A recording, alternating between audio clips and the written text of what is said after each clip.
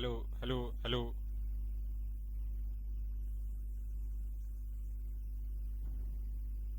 उत्तर Pradesh forest guard का exam 9 तारीख को 9 नवंबर को लगा हुआ है। और अब ज़्यादा दिन हमारे पास बचा नहीं है, इसलिए हम एक क्विक रिवीजन जल्दी से कर लेते हैं अपने सिलेबस के हिसाब से। ठीक। तो हमारे सिलेबस में भारतीय कृषि प्रणाली और फसल चक्र के बारे में मेंशन है। इससे भी क्वेश्चन पूछे जाएंगे। तो आइए हम देखते हैं। देखिए, भारतीय कृषि प्रणाली जो कृषि है, इसको मुख्य रूप से हम दो प्रकार से विभाजित कर सकते हैं। पहला है निर्वाह कृषि और दूसरा है वाणिज्यिक कृषि। ठीक। निर्वाह कृषि का मतलब कि जो परंपरा से चली आ रही हो, ठीक, पारंपरिक तरीके से किया जाता हो, जैसे किसान अपने खेत में बैल से, ट्रैक्टर से, या जो पुराने बीज हैं उससे करते हो, जैसे कि पारंपरिक तरीके से कर रहे हैं, कम उपज होता है। निर्वाह कृषि में कम उपज होता है। ठीक। निम्न स्तर की प्रौद्योगिकी लगती है। ठीक। जैसे हल हो गया, बैल हो गए। ठीक। छोटे मोटे ट्रैक्टर हैं, कोई अत्याधुनिक मशीनें नहीं हैं। ठीक। और क्या है, इसमें श्रम भी ज़्यादा लगता है। परिवार अपने पूरा परिवार एक खेत में अपना श्रम दान करके फसल को उगाता है। इस कृषि को निर्वाह कृषि करते हैं। इसमें फसल उगाने का लक्ष्य यह होता है कि जीवन निर्वाह करने के लिए जो हमारी ज़रूरतें हैं, किसानों की जो ज़रूरतें हैं, उसका उत्पादन हो सके। जैसे गेहूं का उत्पादन हो जाएगा तो किसान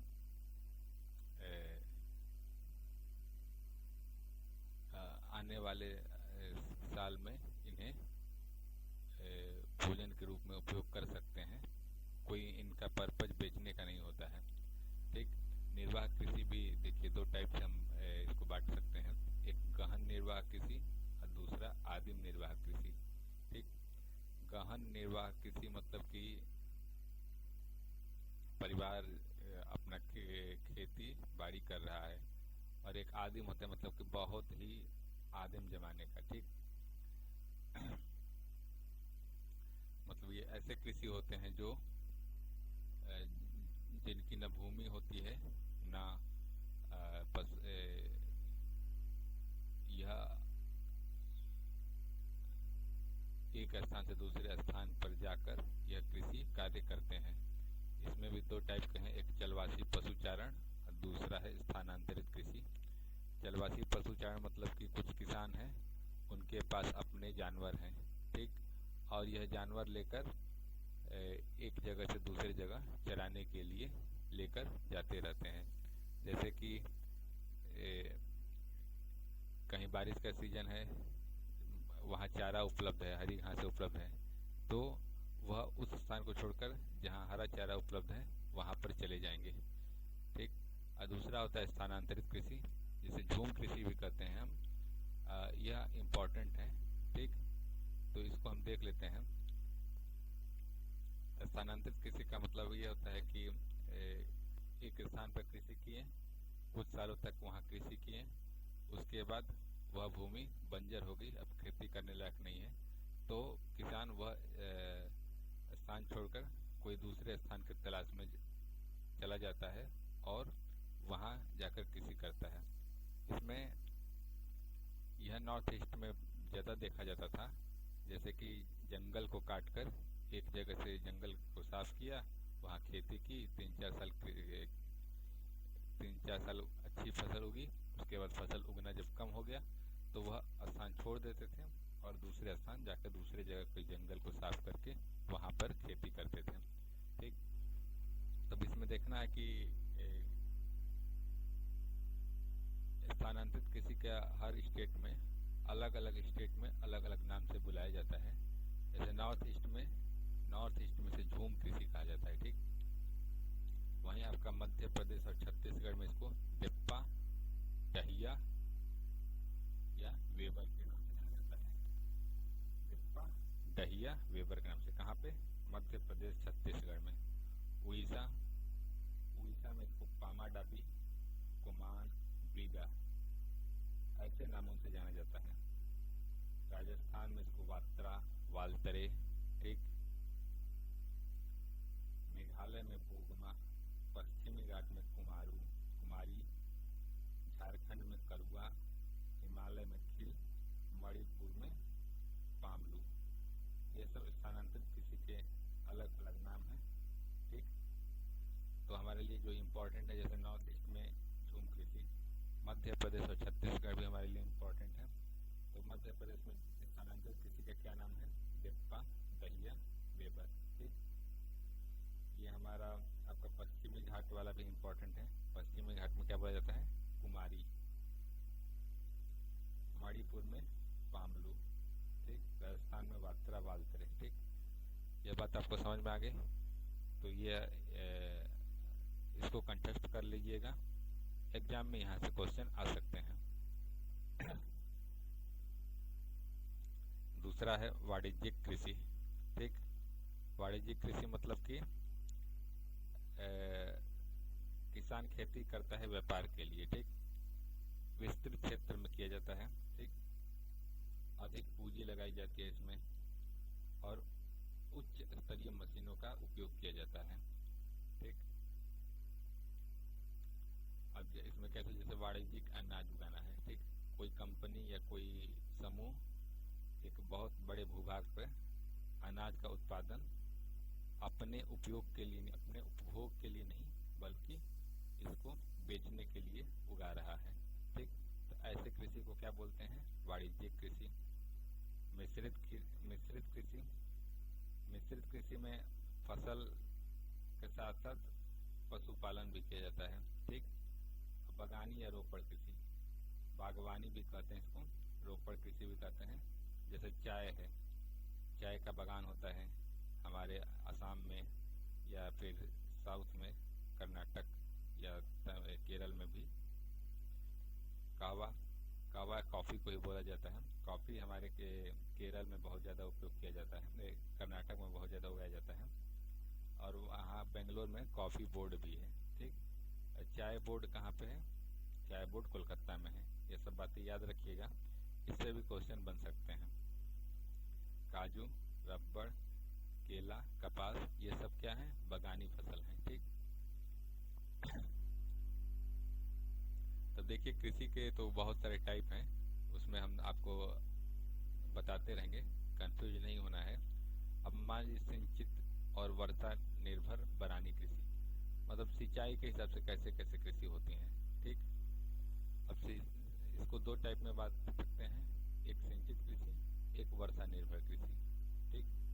सिंचित कृषि का मतलब ऐसे कृषि करना जिसके लिए हमें पानी के, ऐसे कृषि जहाँ पानी के लिए हमें वर्षा पर डिपेंड ना रहना पड़े, ठीक। ऐसे कृषि को क्या बोलते हैं? सिंचित कृषि। तो जल का हम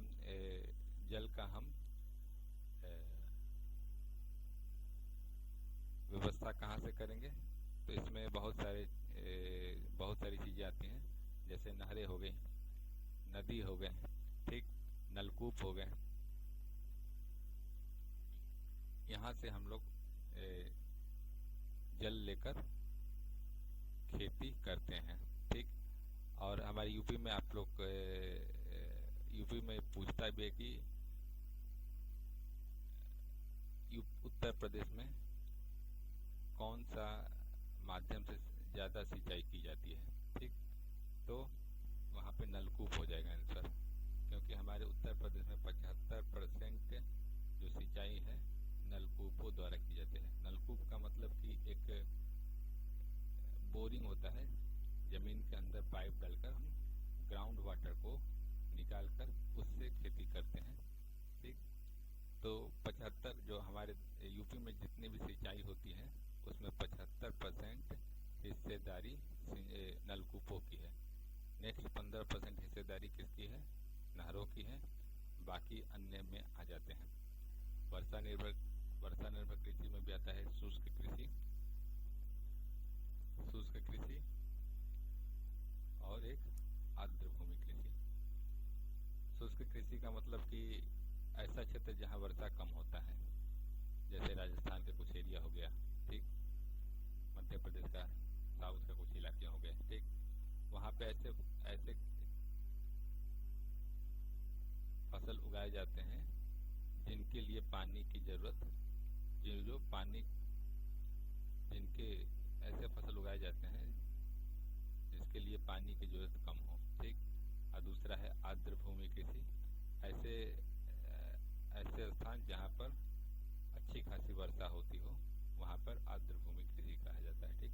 आप समझ सकते हैं, बस हमको अपना यह टाइप समझना है कि कैसे कैसे टाइप होते हैं। कृषि के अन्य प्रकार भी होते हैं, जैसे कि विशिष्ट खेती, ठीक, बहुप्रकारीय खेती, रैंचिंग खेती, संरक्षण कृषि, जैविक खेती, मिश्रित फसल खेती, ठीक। विशिष्ट खेती का मतलब कि जो हमारे खेत हैं उसमें कोई विशेष फसल का उत्पादन किया जाए। विशेष फसल का मतलब है कि अगर हमारे जो जितना खेत है उसके 50% से अधिक भूभाग पर एक ही प्रकार का अनाज या एक ही प्रकार का फसल उगाया जाए। जैसे कि अगर हमारे पास 10 एकड़ खेत है तो उसमें से 50% से ज़्यादा, मतलब कि 5 एकड़ या 6 एकड़ पर हम केवल गेहूं की खेती ही करते हैं, उसको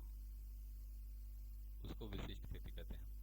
बहुप्रकारी खेती का मतलब है कि ऐसे फसल उगाना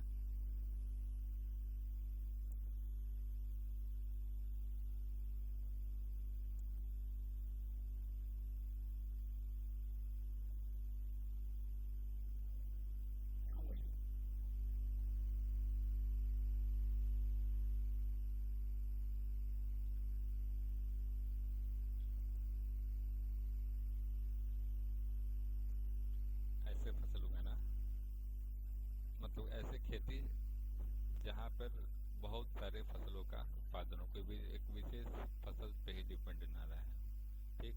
ऐसे खेती को बहुप्रकारी खेती कहते हैं। रैंचिंग खेती का मतलब है कि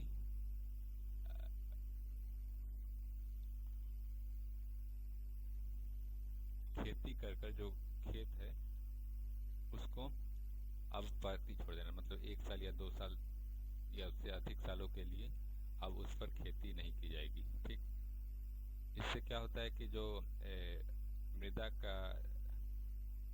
का जो स्वास्थ्य है वह बेहतर होता है और मृदा और उर्वरता जो खो चुकी है उसको पुनः ग्रहण कर लेती है, ठीक।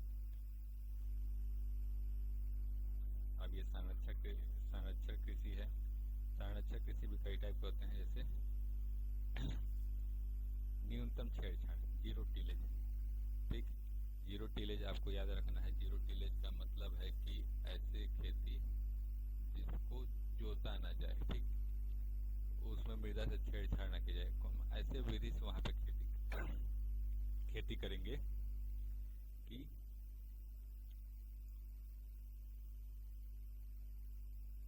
उस पे हमको ट्रैक्टर चला के जोतने की जरूरत ना हो, हम कुछ ऐसे यंत्र का इस्तेमाल करके डायरेक्ट बीज जमीन में गाड़ देंगे, ठीक।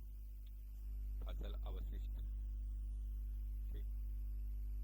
अब ऐसे खेत होते हैं जैसे कि फसल उगाया गया और खेतों को क्या करते हैं, फसल को हटा देते हैं वहां से, ठीक। उसमें जैसे कि गेहूं है तो गेहूं में हमको केवल गेहूं के बीज की जरूरत होती है, बाकी जो डंठल है, पत्ते हैं, वो सब का काम हमें नहीं होता है, ठीक। तो वो सब फसल के अवशिष्ट होते हैं और फसल अवशिष्ट ही अगर खेतों में हम छोड़ देते हैं तो धीरे धीरे वह मिट्टी में डिकम्पोज हो जाएंगे और मिट्टी की उर्वरता को बढ़ाते रहेंगे। ठीक, तो फसल अवशिष्ट भी एक खेती का प्रकार है। ठीक, फसल आवर्तन, फसल आवर्तन मतलब कि फसलों को हम चेंज करते रहेंगे। ठीक, एक फसल से दूसरे फसल पे, जैसे कि गेहूँ, अभी एक सीजन में गेहूँ उगाए, दूसरे सीजन में धान उगा दिए, तीसरे सीजन में दलहन के फसलें उगा दी, दालें उगा दी।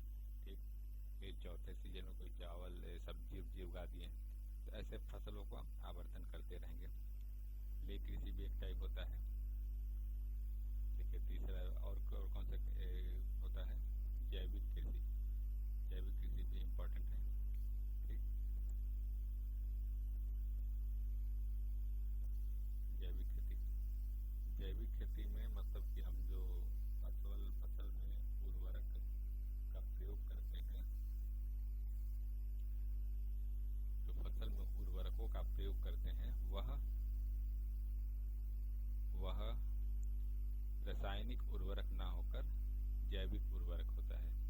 अब जैविक उर्वरकों का नाम हमारे लिए इम्पोर्टेंट है, जैसे राइजोबियम, ठीक, एजेटोबैक्टर, ठीक, एजो एजो स्पाइरिलम, ठीक, नीले हरे शैवाल, एजोला और माइकोराइजल कवक। ये सब इम्पोर्टेंट है, इसको हम ध्यान रखेंगे। और दूसरी टाइप का एक और अन्य प्रकार में आ जाता है मिश्रित फसल या दिक् परिवर्तन कृषि। ये भी 3 टाइप से हम इसको बांट सकते हैं। पॉलीवेराइटल, पॉलीवेराइटल मतलब कि जैसे कि गेहूं ही है, ठीक, अब गेहूं में अलग अलग वैरायटी होती है। ठीक, जैसे गेहूं का ही एक थोड़ा सा दूसरा एक वैरायटी लगाएंगे, फिर उसी का अलग वैरायटी लगा देंगे। ठीक, ऐसे करके पॉलीवेराइटल हो जाता है। अब आए हमारे पास इंटरक्रॉपिंग। इंटरक्रॉपिंग का मतलब होता है कि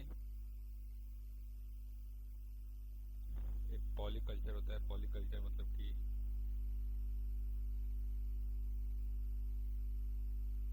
बहुत तरह से होता है।